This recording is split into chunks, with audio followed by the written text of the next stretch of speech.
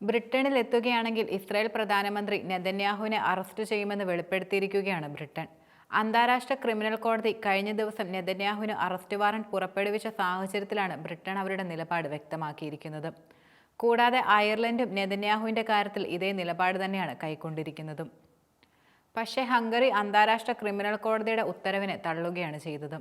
മാത്രമല്ല, അവർ മുന്നോട്ട് വെച്ച ആവശ്യം നെതന്യാഹുവിനോട് ഹംഗറിയിൽ സന്ദർശനം നടത്താനാണ്. കോടതി കഴിഞ്ഞ ദിവസം ഈ ഉത്തരവ് പുറപ്പെടുവിച്ചത് പ്രധാനമായും ഗാസയിലെ യുദ്ധക്കുറ്റങ്ങളുടെ പേരിലാണ്.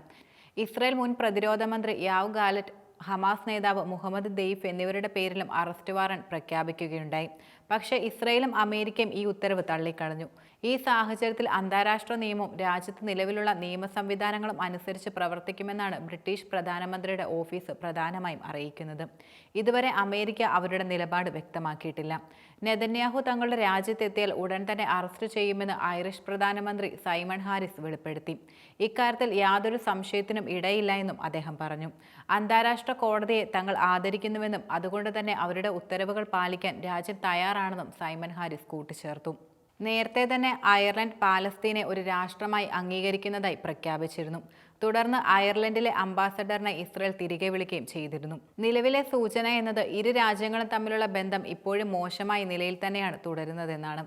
കഴിഞ്ഞ മെയ് മാസത്തിലായിരുന്നു ഈ സംഭവവികാസങ്ങൾ പ്രധാനമായും ഉണ്ടായത്.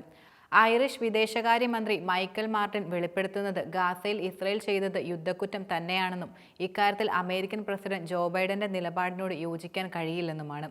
ഗാസയിൽ നടന്നത് വംശഹത്യയാണെന്നും അദ്ദേഹം ശക്തമായി ആരോപിച്ചു.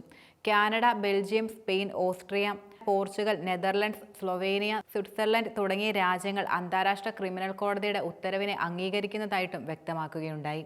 ഹംഗറി, അർജന്റീന തുടങ്ങിയ രാജ്യങ്ങൾ കോടതിയുടെ ഉത്തരവ് തള്ളുകയാണ് ചെയ്തത്. മാത്രമല്ല, ഹംഗറി പ്രധാനമന്ത്രി വിക്ടർ ഓർബാൻ നെതന്യാഹുവിനോട് തങ്ങളുടെ രാജ്യത്തേക്ക് വരണമെന്ന ആവശ്യവും ഉന്നയിച്ചു. നെതന്യാഹുവിന് എല്ലാവിധ സുരക്ഷയും തങ്ങൾ ഉറപ്പു നൽകുന്നുവെന്നും അദ്ദേഹം വെളിപ്പെടുത്തി.